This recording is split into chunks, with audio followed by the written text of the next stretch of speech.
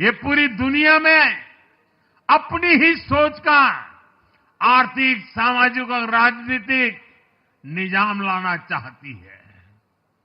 जब ये कांग्रेस में अर्बन नक्सलियों का डीएनए घुस गया है, तब ये कांग्रेस हर कदम पर बर्बाद हो रही है।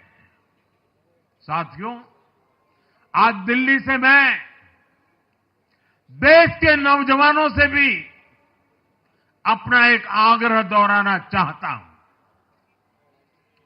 मैंने 1 लाख नौजवानों को राजनीति में आगे आने के लिए कहा है।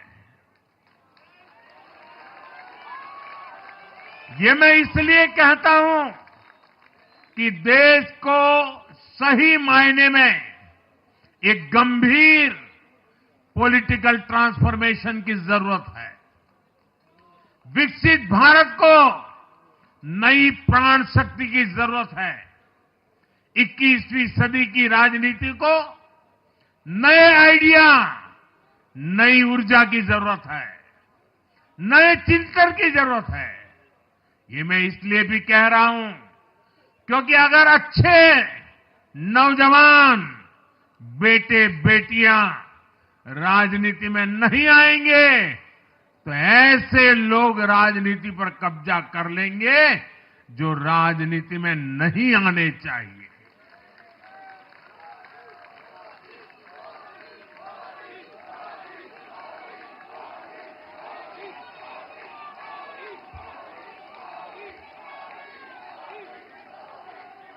साथियों, सफलता असफलता अपनी जगह पर है, लेकिन देश को धूर्तता और मूर्खता की राजनीति नहीं चाहिए।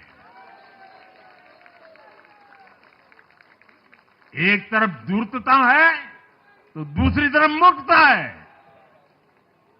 देश का तेजस्वी युवा अगर राजनीति में नहीं आएगा तो देश धूर्तता और मूर्खता की राजनीति में फंस जाएगा।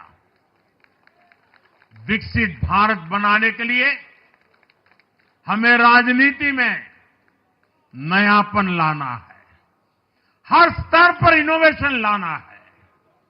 साथियों, हमारी ये विजय नई जिम्मेदारी लेकर आई है।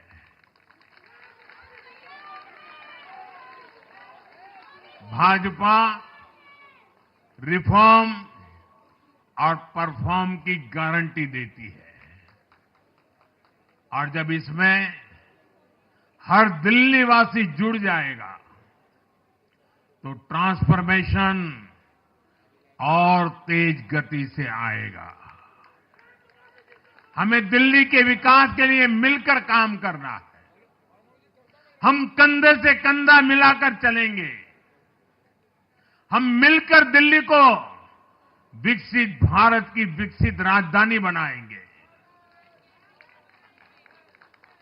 साथियों, मैंने हमेशा जिस मंत्र को जिया है और जिस मंत्र को हमेशा मैं मेरे लिए भी पुनः स्मरण करता रहता हूं, मेरे सभी साथियों के लिए भी पुनः स्मरण करता रहता हूं, और वो है हमें हमेशा जब जब विजय मिले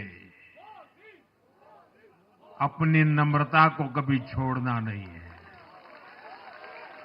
अपने विवेक को कभी छोड़ना नहीं है, समाज सेवा के हमारे भाव को कभी छोड़ना नहीं है। हम सत्ता सुख के लिए नहीं, हम सेवा भाव से आए हुए लोग हैं। हम हमारी शक्ति, समय सत्ता सुख में नहीं बर्बाद करेंगे। हम इस अवसर को सेवा के लिए ही खपा देंगे।